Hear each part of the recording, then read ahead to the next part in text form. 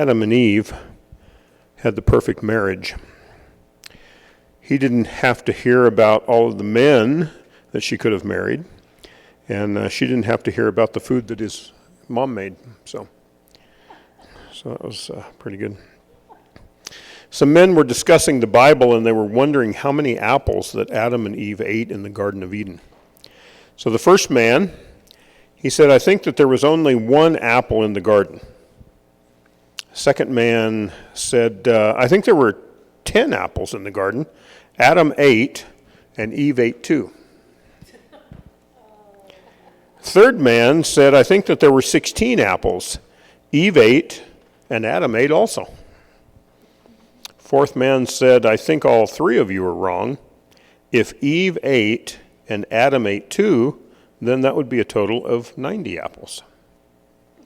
Fifth man, you guys don't know how to add up at all. According to history, Eve ate 1 and Adam ate 2. That would be a total of 163 apples. Sixth man said, wait a minute, if Eve ate 1 and Adam ate 1 too, that would make the total 893 apples. Seventh man said, none of you guys understand the problem in the slightest. According to my figuring, if Eve ate 1 for Adam and Adam ate 1, 2 for Eve, that would be a total of 8,938 apples in the garden. At that point, all the men gave up. Makes a little bit more sense when you're actually looking at the numbers, but you know. Okay. Well, we're in Genesis 2 and 3 tonight. So remember, just a little bit of a recap here, that when we were talking last week about order out of chaos. So the Spirit of God hovered over the face of the waters. Remember, we kind of talked a little bit about that. Now, we are going to talk about some things tonight that are probably going to go against what you were taught in Sunday school. So kind of keep that in mind a little bit. Once again, it is not a test of your salvation of whether you believe it or not, but it's something to kind of jog your thinking and to think about. So as the Spirit of God hovered over the water here is a description that eludes us a lot of times because the word water does not do the narrative justice. So remember we talked about last week tohu vabohu, or tome, they also had there too, and that was disorder and chaos. Okay, so remember that? Remember that the example was the little Jewish boy who was cleaning up his room, and then his mom came in later and he had messed it all up, and she would say tohu bohu, right? That was chaos, and that's kind of where it is. So water here means, for instance, the dragon that lives at the bottom of the deepest well, or the unplumbable depth of the abyssal ocean. The water that brings forth life. So God hovering over the face of chaos is basically what we're talking about. So in our lives, it means the infinite well of possibilities itself. It means the confusion that reigns when your world falls apart. And it means the unstructured day that makes itself manifest when you wake up. So remember, sometimes, you wake up and you just feel like Kurt did today, oh boy, what kind of a day am I going to have today, right? And so we speak those words, but it can be a myriad of infinite possibilities. And so if you say, I have so many things to do that I'm overwhelmed, then there is an overabundance of things that can go wrong. And so this could be construed as tohu vohu, and the chaos and the void there. So just let God establish the order of the chaos, and we are going to establish the order in the case of the day because that's what he's called for us to do. So it's kind of an example for us in that recap. The process that God relies on to speak order into our lives is logos, the word, right? just as John said, in the beginning was the Word, and the Word was with God, and the Word was God. And so how much turmoil can we bring in the world just by saying the wrong thing at the wrong time? And that's an example of our words, right? The person that you speak to has the possibility of becoming who they're supposed to be out of chaos, but your spoken words can extract something good out of them or something terrible. And you can kind of think of this in the context of the way that God's Spirit was hovering over the waters. Loving encouragement or destruction with the application of our words. And that will be exactly the same with anyone else that you talk to, or even also what you say about yourself. Because we say bad things about ourselves too, right? And so what we do is we bring chaos on ourselves because of the bad things that we say about ourselves. Therefore, God established paradise, the beautiful creation out of chaos. And if we want to establish paradise in our homes, we have to order our lives with the same love that God used to speak the world into existence, knowing that he would create man and woman, and they would fall, and that they would have to meet a Redeemer. And in creation, God was aiming at what was the best for you and me overall, even knowing that mankind was going to constantly try and throw the world back into chaos. So that's a little bit of a recap kind of what we looked at last week, with the world's being created, okay? Okay, so as we continue here, storytelling. Remember that with the books of the Bible, and especially the first 5 books, it was storytelling. So it was passed down from person to person. It was an oral tradition, and it was told in the form of a story. So we have to keep that in mind. When Moses penned the Torah, the first 5 books, they were penned from story, the oral traditions that were passed down. Doesn't make them any less inspired by God, but they were a story that they would tell over and over and over again, and they would pass down to their children. So the story is not just creation, but if we can think of it, because we're talking about Genesis being a new beginning and the road to redemption, when we look at this, the story is not just about creation, but it is a plan and a vision and a blueprint that is beginning to unfold with mankind. Creation begins in God's desire, which produced a plan, and then the vision, which produced creation. Okay, now, let's look just a little bit at the Torah for just a second, the first 5 books of the Old Testament. It's kind of interesting because the 5 books of the Pentateuch in Hebrew, when we look at the very first book, what's the very first book called? Okay, Genesis, right? So it's Bereshit, or the beginning. It's the same word that is used in John 1. In the beginning was the Word, and the Word was with God, and the Word was God. So when you think about the first 5 books, you can kind of put them into a category. The first book is the who, because it's the cast of characters in the story, right? So it's Adam and Eve, and it's Cain and Abel, and it's Noah, and it's the people from Babel, and all of those type of things. So they're the cast of characters. Then we go to the second book, which is Exodus, and in Hebrew it is called Shemot, which is actually the names. So they changed it to Exodus in Latin, but the translation was kind of a little bit off, because we think of the Exodus as kind of coming out of Egypt, but that was only part of the story, because Exodus is really about the names. And so since Genesis is the who, the cast of characters, Exodus is the where.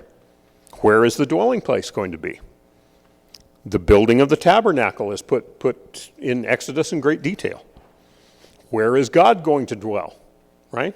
It's about the law. It's about the giving of the law. But the emphasis is that God came down on Mount Sinai to give the law to man. And so he came down out of the heavens in order to do that. We didn't go up to meet him, but he came down. And then finally, of course, it's the promised land. So if they were really going to name the book of Exodus, it was the beginning of the story, and the whole point of the book was really Mount Sinai. They could have called it Mount Sinai, because that's where they received the law, and they got into the promised land. Okay, so Genesis was the who, Exodus was the where. Leviticus, Vayakra was its name, and it was sacrifice. So Leviticus is all about sacrifice. It is about the how. Genesis is about the who. Exodus is about the where. Leviticus is about the how, because it's all about sacrifice. The tribe of Levi, and when they sacrificed a goat or a lamb, it's consumed with the fire and the burnt offering. And this is kind of interesting, because when you think about this, and you think about the sacrifices that they had with the sheep and the goats, they would physically take the sheep or the goat and prepare it, right? So they drain the blood out of it, and they do all of the preparation and all. And then they would put it on the altar, and they would set it on fire. And it turned from the physical into the spiritual. So when Joel is smoking his macaroni and cheese, it's some of it is turning from the physical into the spiritual. And that's why it is that the Bible talks about our worship is a sweet-smelling savor to God, because it's actually turning that lamb, that sacrifice, from the physical and burning it up with the aroma that goes up into God. And so it's turning from the physical to the spiritual in order to rise up to Jehovah. Okay, so Genesis was the who, Exodus was the where, Leviticus was the how. Numbers, Bamidbar. And that meant the wilderness or the desert. So Numbers was the when. So we had Genesis the who, we had Exodus the where, Leviticus was the how, and Numbers was the when. And so it updated us. How are we doing so far? How are we doing on our journey? How are we doing? Are we becoming holier?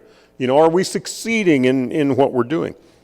And so it is considered the wilderness of the desert. And so a lot of times it seems like the desert on the surface, but any of us who know the desert at all know that there's a lot of things that are going on underground, and that's the way it is in years of my life. Sometimes it seems like the desert, seems like the wilderness, seems like we're going through it, but God's still working underneath. And then we've got Deuteronomy, the 5th book, Devarim. Words, things, matters, the restatement. It's better translated basically as the conclusion. So we had Genesis, that is the who, Exodus is the where, Leviticus is the how, Numbers is the when, and Deuteronomy is the conclusion. So how do we complete the perfected world? Now, those are the first 5 books of the Torah, so that's kind of a little bit of an introduction. Now, when I'm still introducing, okay, so just bear with me here for a second. Okay, so Genesis 1, 2, and 3 are some of the most explosive chapters in the Bible. We don't think of it a lot because it is relegated to Sunday school classes.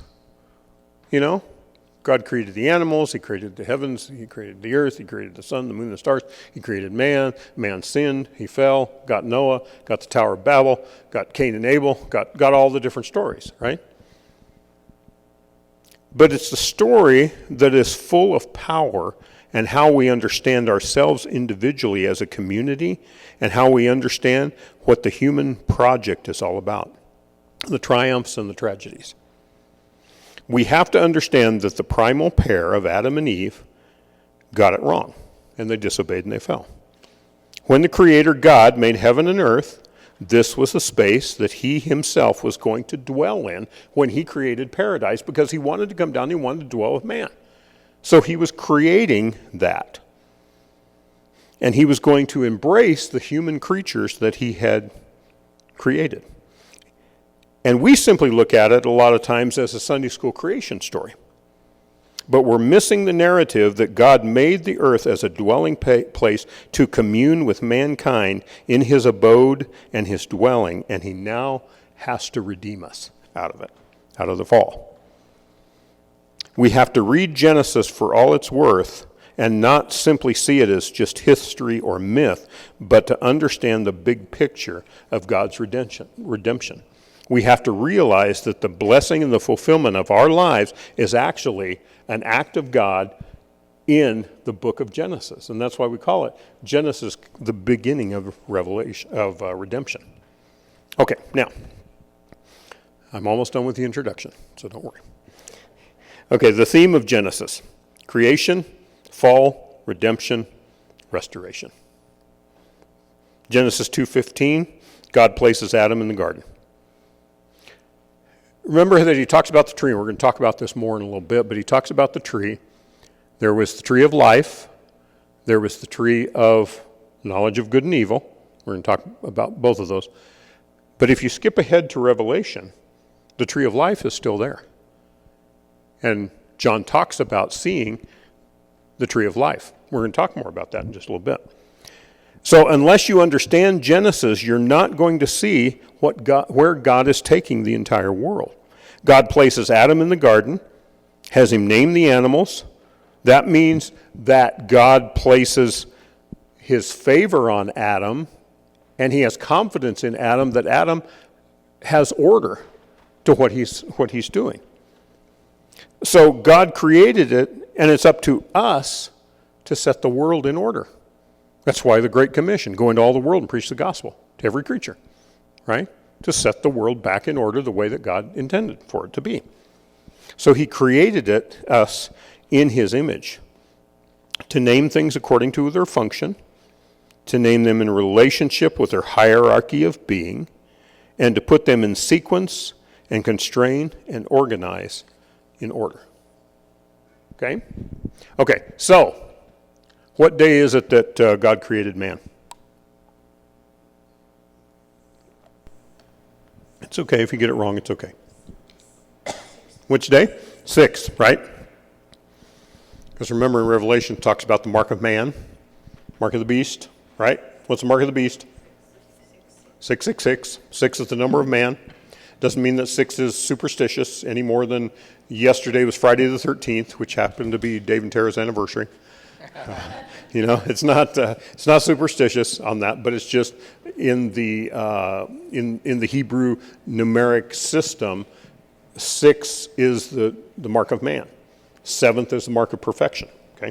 Okay. So on the 6th day, he makes man. He makes him in the image of God. Very important to realize that. We're going to talk more about that in a minute. The notion that each one of us has a worth that is inspirational and not created by other people's opinions, by the state, by the government, or even the way that you think of yourself. But you are made in the image of God after his likeness. And if we can ever grasp that concept, we would look at ourselves differently.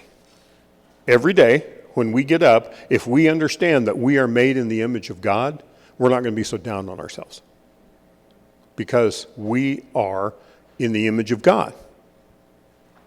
Whatever age we are, whatever shape we are, whatever it is, we're still made in the image of God. Okay, so to take this kind of into the New Testament a little bit, and you know this scripture, 1 Corinthians 15:45.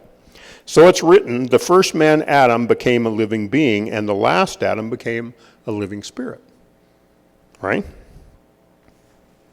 Oh, here it is right here. I forgot that we have it up here, and I'm going to have Marge read. So please, Marge, read this for me. So it is written, the first man, Adam, became a living being, the last Adam, a life-giving spirit.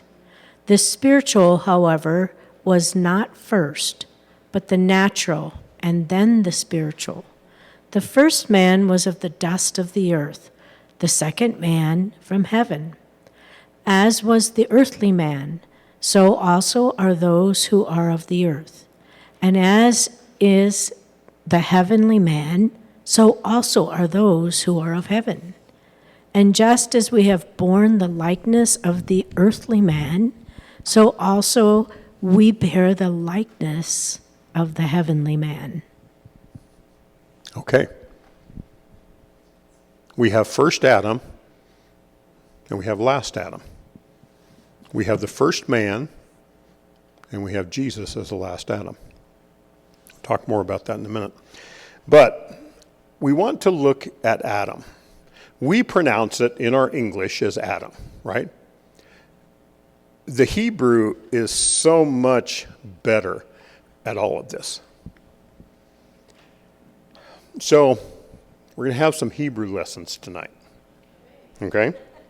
Okay, so what we have, when you are reading the chronology in Genesis and talking about the creation of Adam and Eve, Adam was called Adam, but also it was Ha-Adam. Okay? So when the King James Version puts it out there, or the New International Version puts it out there, or many other translations put it out there, they just simply say Adam. But that's not the way it is in the Hebrew, because there is Adam and there is Ha-Adam. Adam is mankind, which is both male and female. So when God created Adam, he created male and female. Now this you didn't get in Sunday school, because we didn't study the Hebrew in Sunday school, right? So there was Adam and there was Ha-Adam, okay? Adam was mankind, male and female. Ha-Adam means the man Adam. Okay, so I'm going to use those terms back and forth, and I'll remind you of those. So, Adam is mankind, male and female. So in Hebrew, you don't have the neuter it, and so in the Semitic languages, which is basically Hebrew, Arabic, and Aramaic, there's no article for it.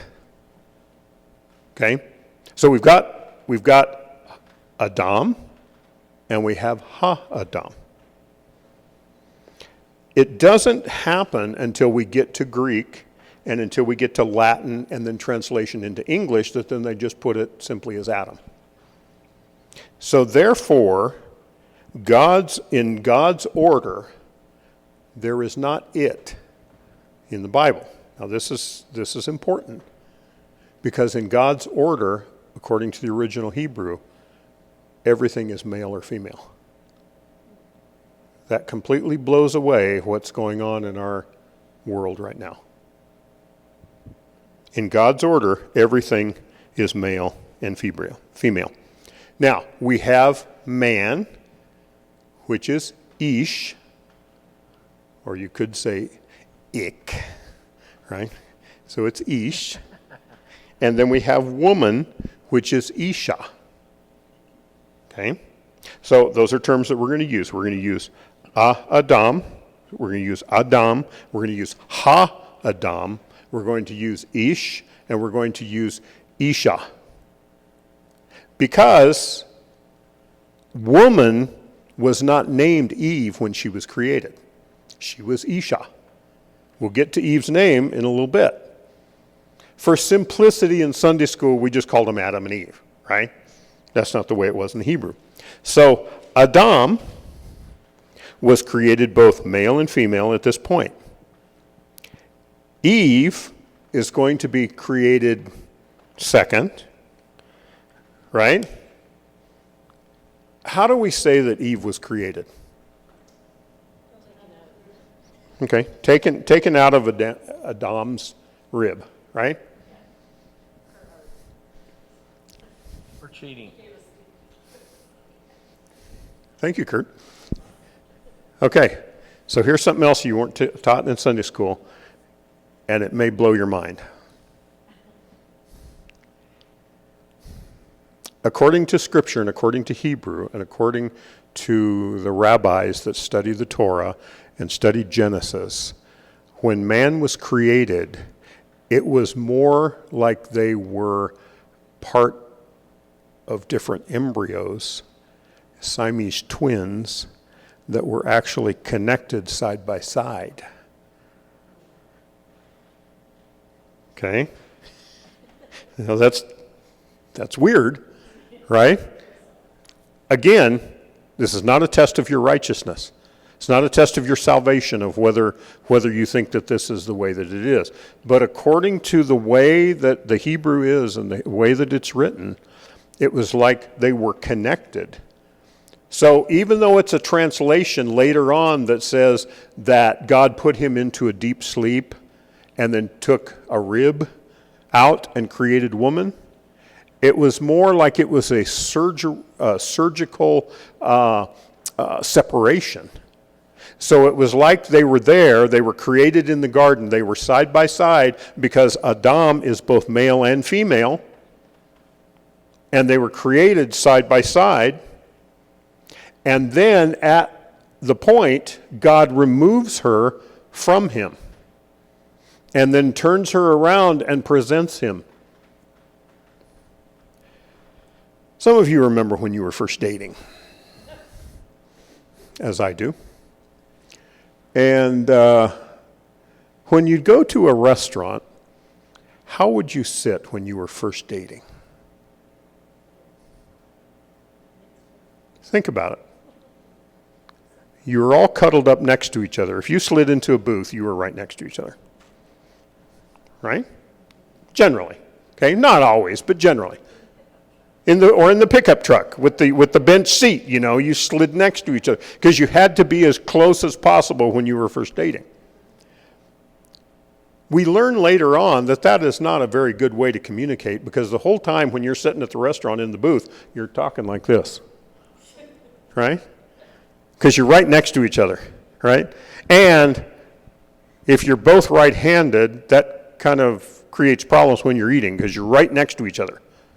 Right? And I'm here with my right hand and she's here with her right hand. Now, if Jeannie was left-handed, it wouldn't be a problem because then, we're on the outside. She's not left-handed. But that wouldn't be the thing. So then later on, as we mature in our relationship, what do? We sit across the table from each other. Doesn't mean that we don't love each other anymore. But what we're doing is we're communicating face-to-face at that point. Right? That is the concept in Genesis 2, when God removes Eve from Adam and presents her to him. And Marge, what is it that Genesis 2 says? Sorry, I put her on the spot. She was writing notes. And Adam said, "This is now bone of my bones and flesh of my flesh. She shall be called woman, because she was taken out of man. Therefore a man shall leave his father and mother and be joined to his wife, and they shall become one flesh. And they were both naked, the man and his wife, and were not ashamed." Okay, so man, Ish, and woman, Isha, now, who we will term later on as Eve, is now presented to Adam. And he says, literally, she is bone of my bone and flesh of my flesh. We use this all the time in marriage ceremonies, right? Because now we are going to come together and we are going to be as one, and we're going to light 2 different candles, and we're going to put it together with the unity candle, and we're going to do all of that kind of thing. Or we're going to take different colors of sand, and we've got our little thing there, and we pour it in there, right? Okay, it's cutesy. I've performed those before, had it myself when we got married, that type of thing. But it goes much, much, much deeper than that. Because Adam is saying, she is bone of my bone. She is flesh of my flesh. We were once one, and now God has surgically separated us, presented her to me, and she is out of me. And here is something that goes back to storytelling. This point of reference right here. I don't know if you ever thought about this, and we certainly didn't in Sunday school. And I'm down on Sunday school teachers today. I'm really not down on Sunday school teachers because I keep using it as an example. But the thing is that when you and I grew up, we weren't taught this stuff. No. We weren't taught to think about this stuff. But, therefore a man shall leave his father and mother and be joined to his wife, and they shall become one flesh. Now think about this for just a second. God is saying this, but this is part of the storytelling that was handed down through the generations because there was no father or mother yet. Adam and Eve had not become a father or a mother. Right? So it's like all of a sudden out of the blue in the text you have this reference that's here that probably was handed down and told by Moses when he was telling the story, and they were writing it all down, and he was thinking, these people have to have a point of reference, so I'm going to talk about them being leaving father and mother and becoming one flesh. Okay? So that kind of makes sense there with that. Okay, so there was no father or mother at that point. So God creates Adam out of matter, and the Bible says that he breathed his own breath into Adam, and he became a life-giving spirit. Because you and I are made out of dust, and we have become a life-giving spirit, and we have become conscious. And scientists have never been able to explain consciousness. When are you alive and when are you dead? When are you conscious and when are you unconscious? When are you conscious and when do you go into a coma? And what happens when you're in the coma? They have not been able to explain that because nobody can understand what consciousness is. They don't have a definition for it. So God creates Adam out of matter and breathes life into him, a life-giving spirit, a spirit of organization, principle within matter, and we have conscious matter. Woman was taken from man, from the side, because they were equal. They were Adam, both male and female, not Ha-Adam, which is just Adam. Okay? Are you tracking with me so far? I know it's a little bit confusing. You're welcome to my notes later on. I'll tell you at the end how many pages. Okay? So what we have is we have a criticism by the feminist side toward the Judeo-Christian patriarchy that makes the claim that from the biblical narrative that is always subjugation of women. But if you are actually reading the real Hebrew about Ish and Isha and about Adam and Ha-Adam, both male and female, they were equal. And God never intended for anything to be, for the woman to be subjugated, even though they will tell you that that's the way that Christianity is, and that's the way it's argued, and it's wrong. It's a falsehood, basically. Because when God spoke and said, let us make man, Adam, mankind, in our image, he was speaking of male and female both at that point.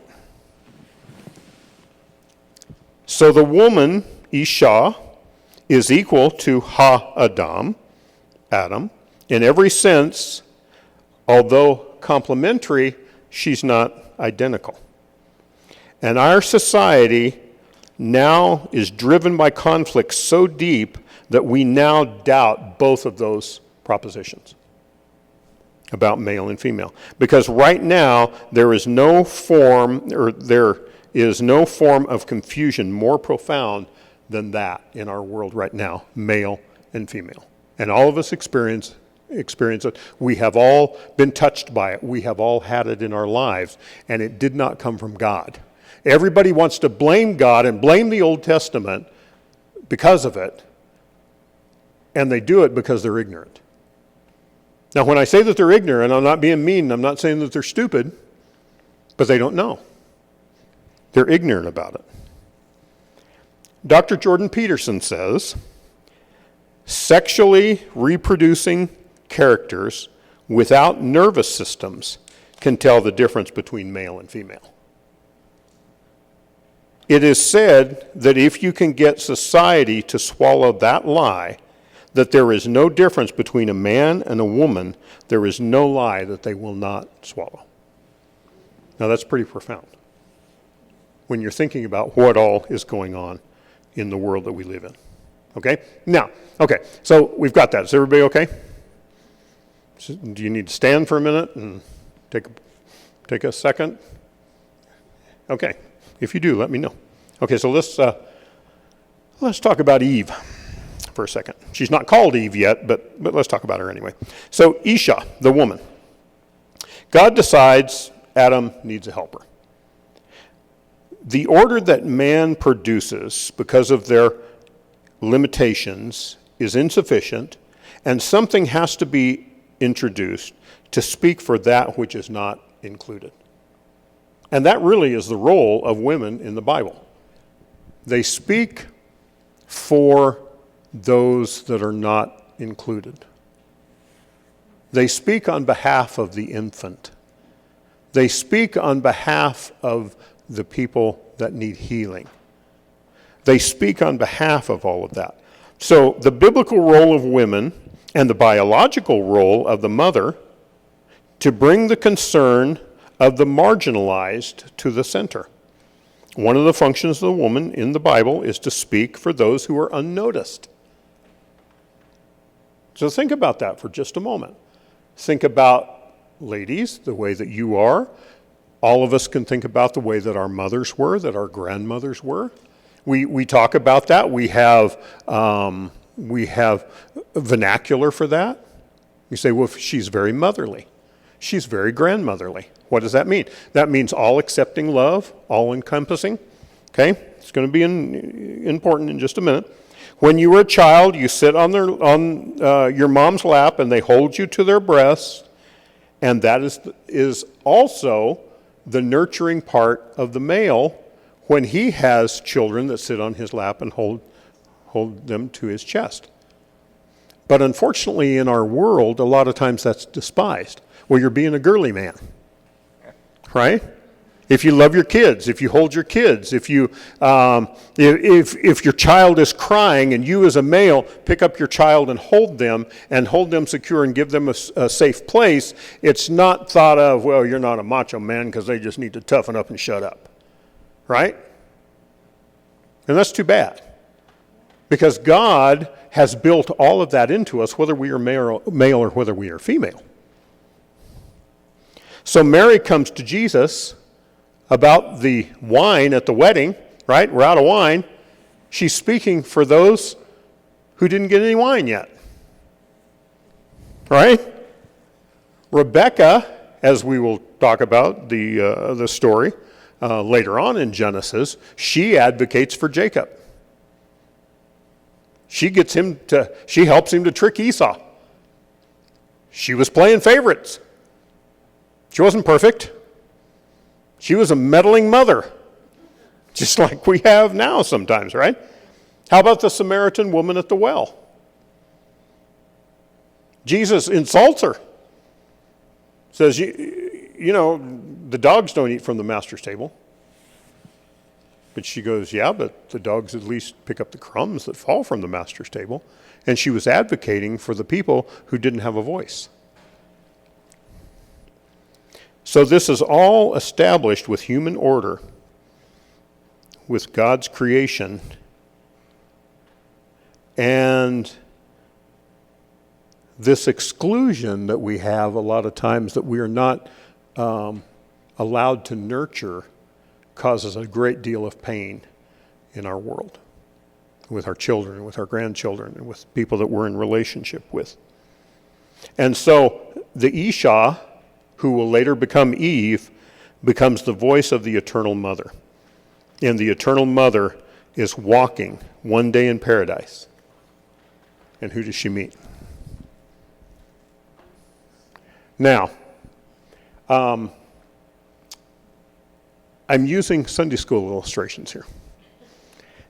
And the reason being is because try looking up online pictures of Adam and Eve in the garden.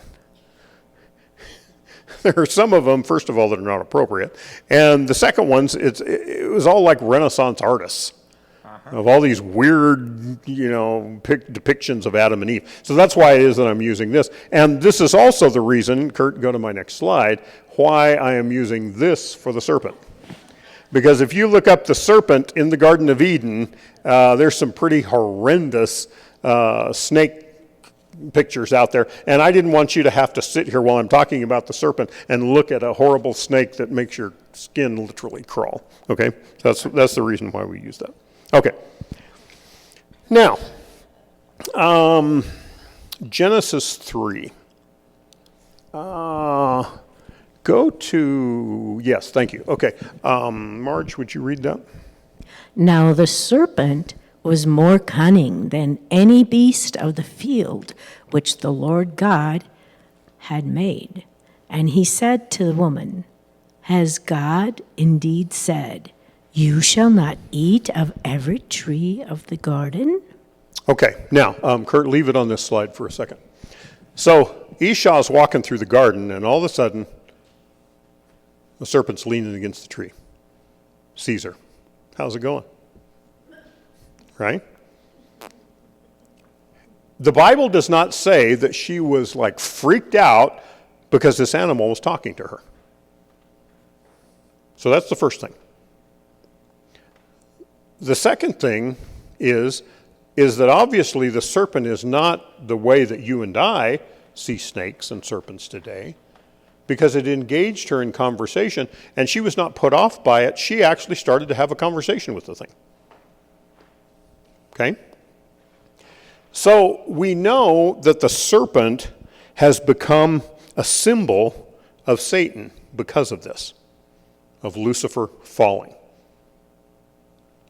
When we look at this, the serpent was more cunning than any beast of the field. The actual word for the serpent is nasha. And it was more crafty, and the word is arum, than any of the wild animals that the Lord God, Yahweh Elohim, or in other words, the eternal God, had made. That is very important. It was more cunning, it was more arum, the nasha was, which the Lord God, Yahweh Elohim, the eternal God, had made. And he says to Esau, Has God indeed said, You shall not eat of every tree of the garden? A couple of things here. Did God say that? No. No. What did God say? He said you could eat any tree except for the tree of the knowledge of good and evil. So first of all, right out of his mouth, it's a lie. And I like the old adage, you know how the devil's lying every time he opens his mouth, right? So right out of his mouth, Lucifer is lying. But here's an interesting thing also. Has God, and when you look at the Hebrew translation, he simply calls him Elohim, which can be translated as God with a small g. Here, the writer says, the Lord God, Yahweh Elohim, the eternal God, and Satan says, has God with a little g said, can you eat?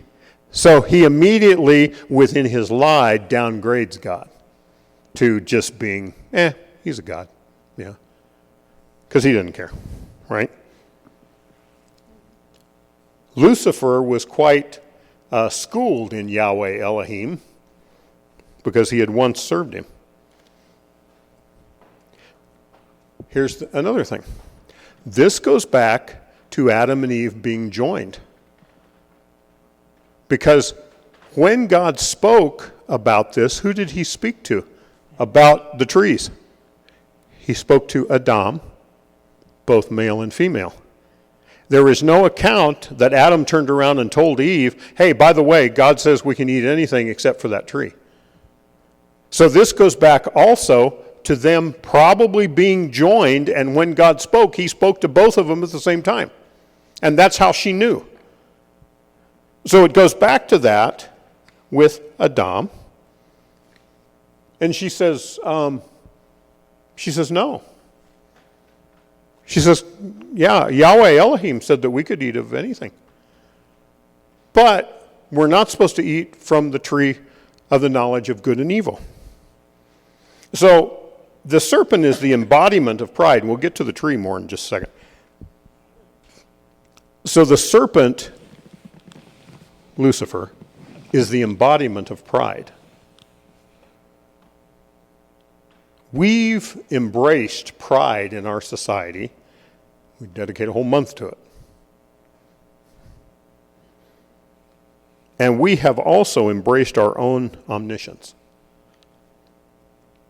We've taken it upon ourselves to create our own values. And when we create our own moral landscape, then the self-actualized person is only aware of themselves. And how many people that you know and that you work with, or maybe in your own family, are only aware of their own agenda and themselves? Right? And it's pride, and it's the very same pride that brought us to the problem in the first place. Remember that Paul said, I die to self daily. I have to crucify the flesh every day because of the pride that's there.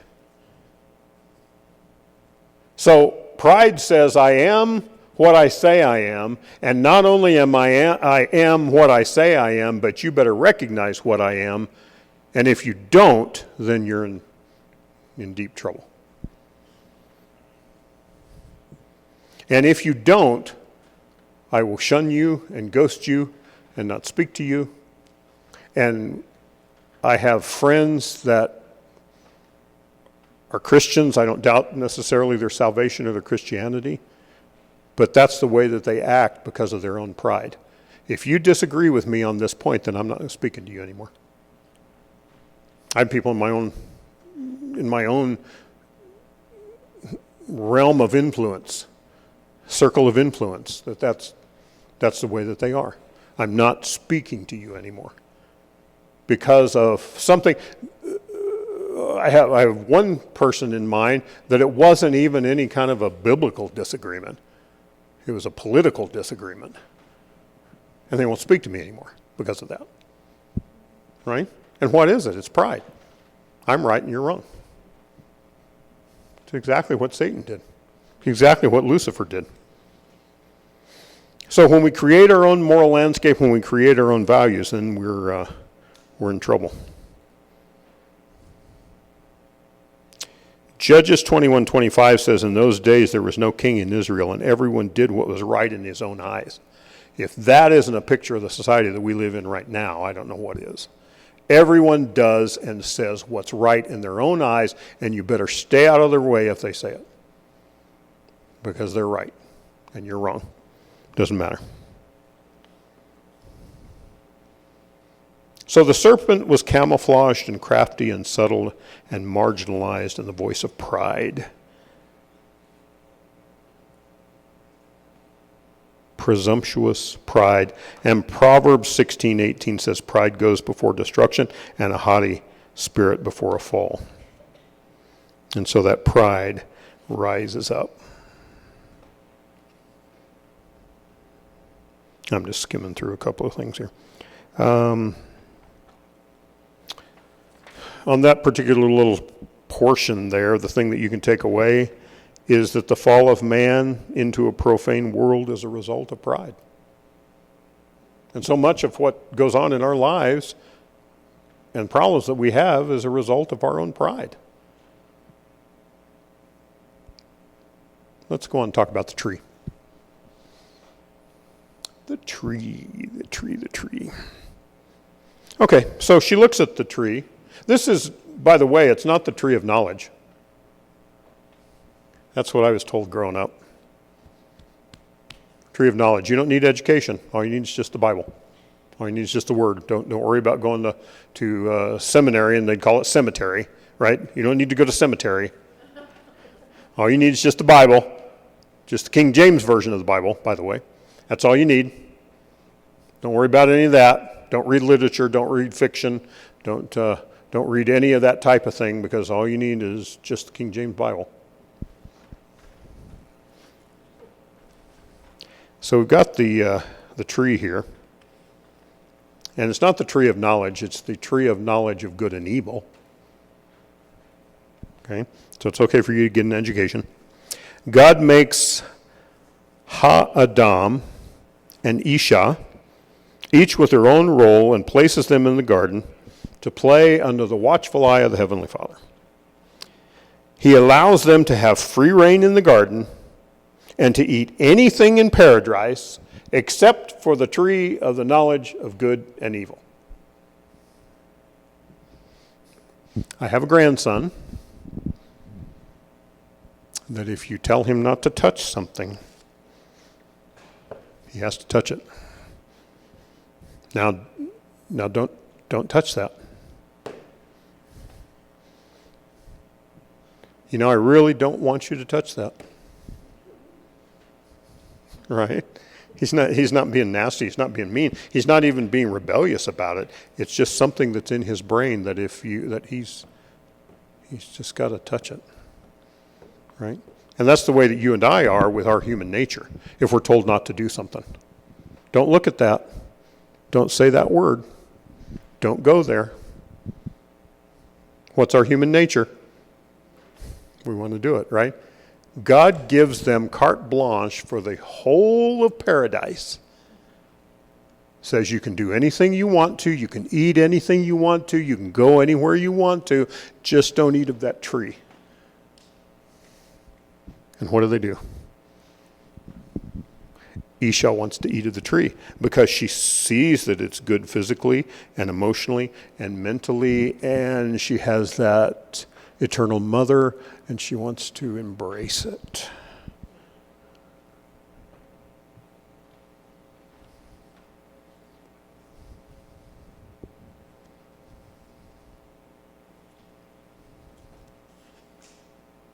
God says in the day that you eat of it, you're going to die. And what's Lucifer say? You're not going to die. Right? God with a small g says don't eat of it. You're going to die. You're not going to die. See, God with a small g got it wrong because he knows that if you eat of it, you're going to become like him. And he doesn't want you to know all the things that he knows. Right? Now, here's another interesting thing. God tells them, the day that you eat of that, you're going to die. Think about dying for just a second.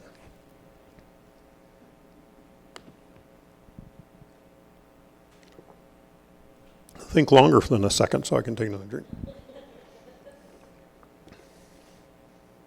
They had no point of reference for that. Had anything died? Certainly not at this point, according to Scripture, right?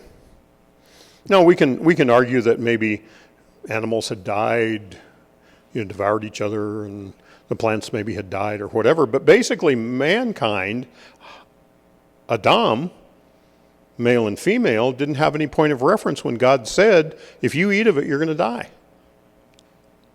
And so Lucifer says, you're not going to die. You're going to become like God, little g.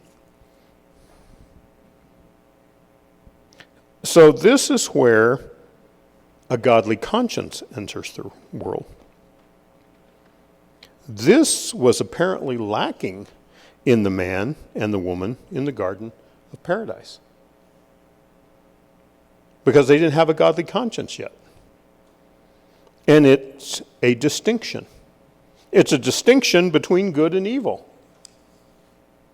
Because everything and everywhere that we exist have distinctions. Every light has a shadow. Every up has a down. Every hard has a soft. Every easy has a difficult. Every good has an evil. And God's making this distinction with them. All possible distinctions. And so what does Isha do?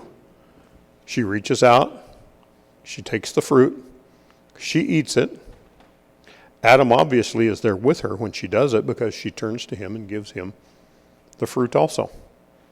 So let's talk about the fruit for a second. Kurt? The apple. No. Did you ever think about this?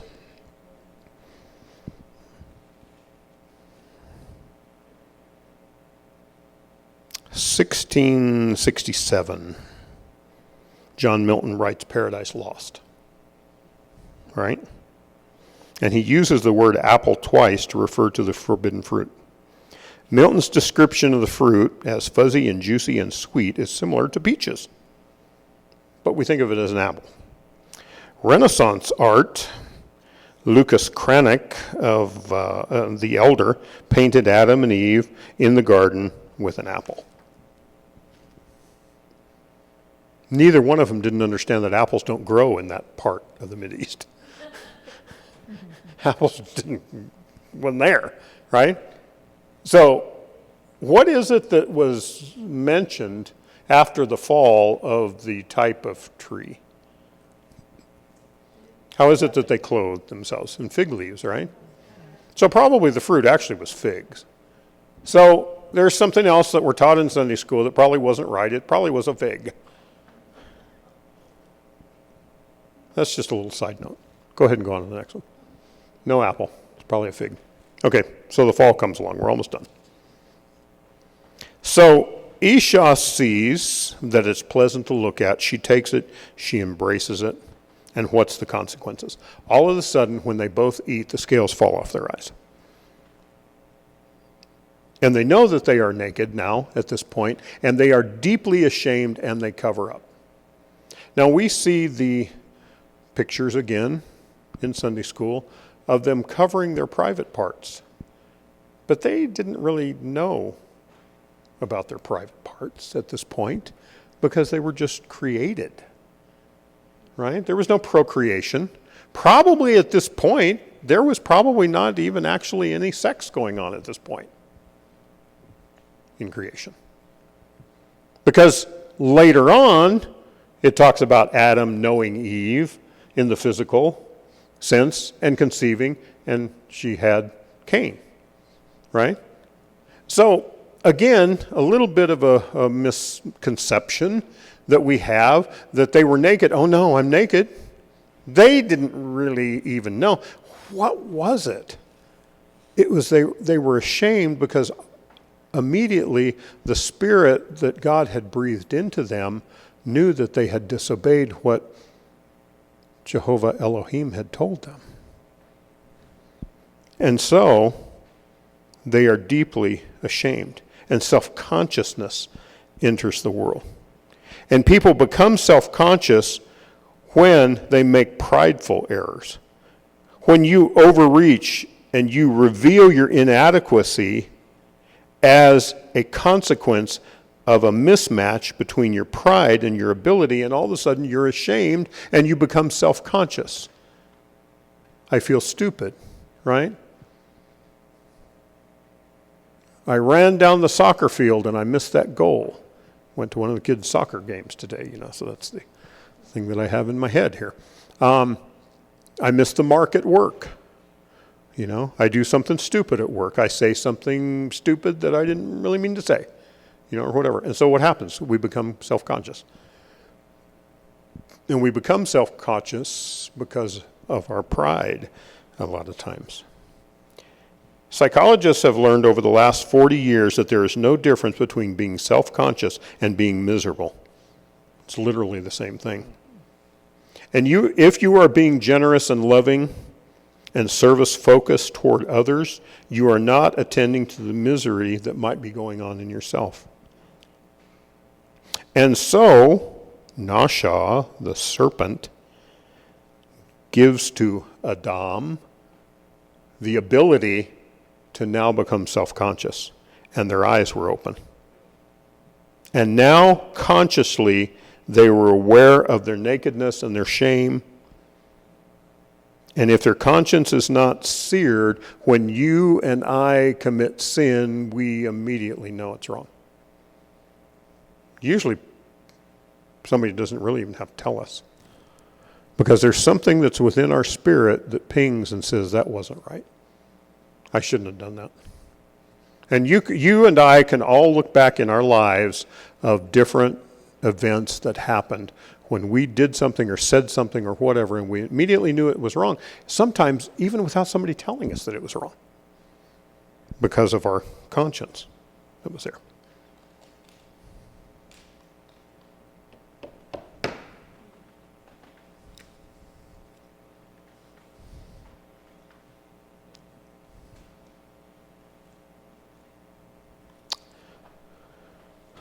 God comes down.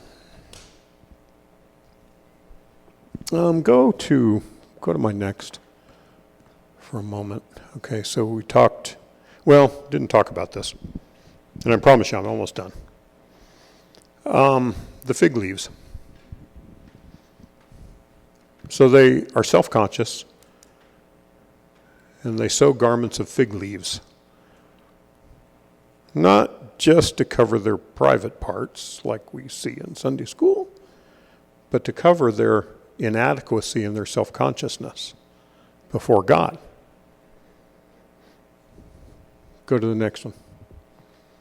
So, with my expanded version that I put together in Genesis 3:8, they heard the sound of Yahweh Elohim, the eternal God, walking in paradise. Remember that he came down every day and walked and talked with them. He walked with Adam in the cool of the evening. Adam, both male and female. He literally had a dwelling place that he came down and he communed with mankind, his creation. And just like always, God comes down that day to commune. And they hear the sound of him walking in paradise, surrounded by the spirit breeze of the day, the cool of the day, King James says. And they both, Ha-Adam and Isha, withdrew in order to hide from the presence of Yahweh Elohim, and they hid in the midst of the tree. Singular. So, it could have been that they were trying to hide behind the tree of the knowledge of good and evil. And if you've ever tried to hide in a bush or behind a tree, you know that most of the time somebody can see you, right? How they thought that God wasn't going to see them in that particular thing, I don't know. So, go to the next one.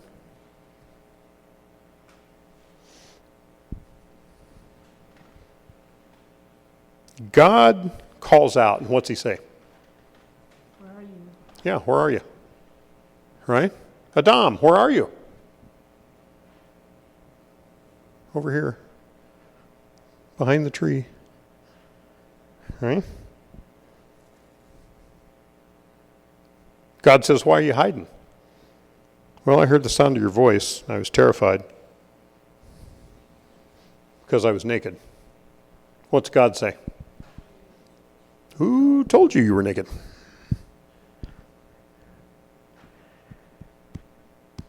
I have a favorite little quip that I actually have on some of my email. Again, it's more than being naked, it's self-consciousness, right? Some of you will remember, Kyle might remember, a movie called A Knight's Tale, right? And Paul Bettany plays Geoffrey Chaucer, and he gets into a situation where they beat him up and they strip all of his clothes off.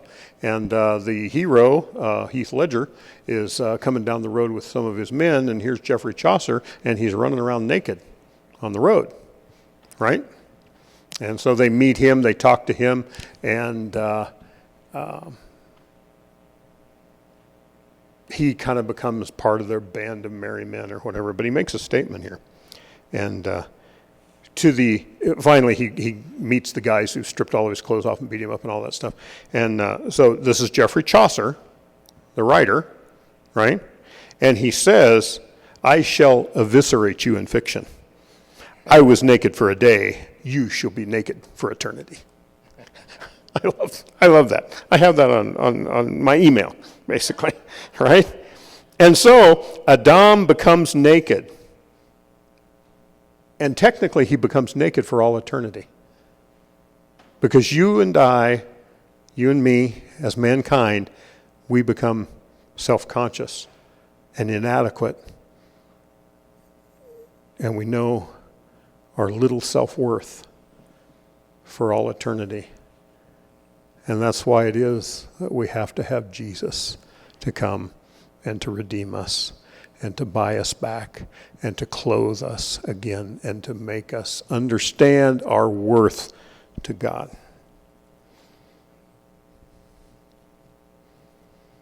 So he says to Adam, he says, so why did you eat of the tree? And what does Macho Man say? She told me. It was the woman. It was the woman that you gave me. She gave me the fig, and I ate it. But if you hadn't given it to her in the first place, if she would have still been part of me and hadn't have been separated, I would have never done it. And Yahweh Elohim says, yeah, sure, of course. And then he turns to the woman, says, why did you eat of the tree? And what'd she say? It was a serpent, right? So passing the buck, passing the blame, started all the way back here. Okay. Consequences. I'm telling you. I only have 2 pages left, so I'm pretty much done. Okay, so God curses. He curses the situation. He says that there's consequences there. I'm not necessarily sure that God rained a curse down upon them as much as he says, okay, because you did this, this is what's going to happen. See, we blame things on Satan, and we blame things on being cursed because Kurt spilled soup on him today, or whatever. We blame sometimes Satan for things that we just do that are stupid, and they come about because of our own inadequacies and stupidities and mistakes. So some of this, I think, was consequences because of the disobedience rather than necessarily God raining a curse upon them. But he says to the snake, now you're going to crawl on the ground. So whatever this being was before, he is now subjugated to crawl on the ground and eat dirt. And I'm going to put enmity between you and the seed of the woman, and you're going to bruise her heel, but she eventually, the seed of the woman, he will bruise your head. And we know Genesis, the beginning of redemption, talking about Jesus. That when he was lifted up on the cross and when he died, that he took sin for all of us, and he bruised the head of the serpent. He says to Esau, you're going to have pain in childbirth, and your husband's going to rule over you now. Now, once again, this is not subjugation of female, but it is, you kind of got him into this, so now, you're going to have some issues. Right? And says to the man, says to Adam, Ha-Adam, you're going to toil, you're going to sweat, thorns and thistles are going to grow.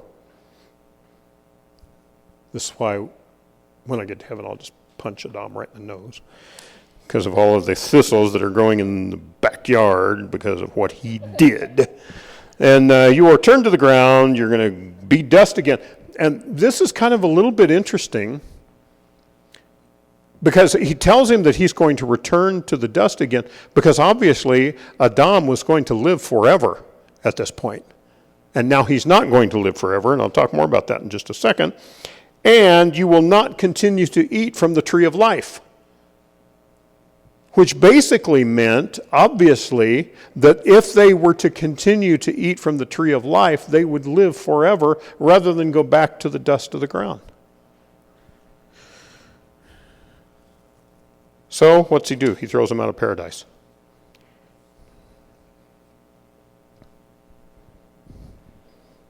But before he does that, what did God do with their fig leaves that they made?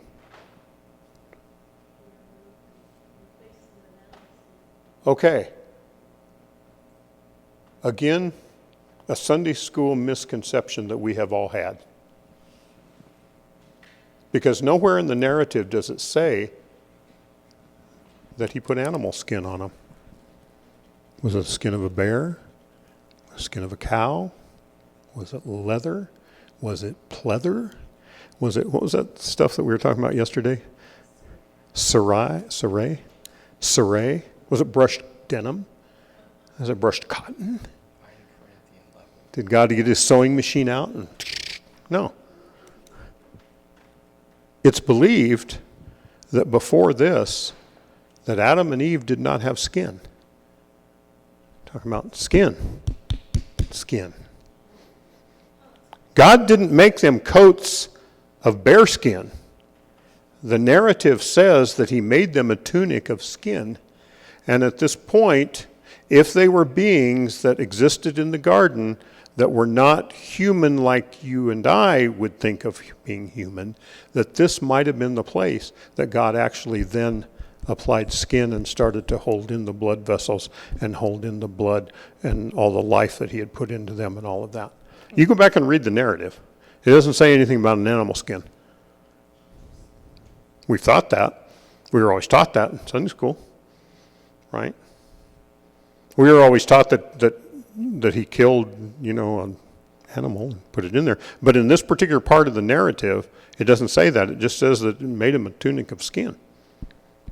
It's just something to think about. Again, it's not a test of your righteousness. Okay? Okay, so, see, this is the way that it says it. Lord God made garments of skin. It doesn't say that it's an animal skin. Okay, go on to the last. Everybody stand.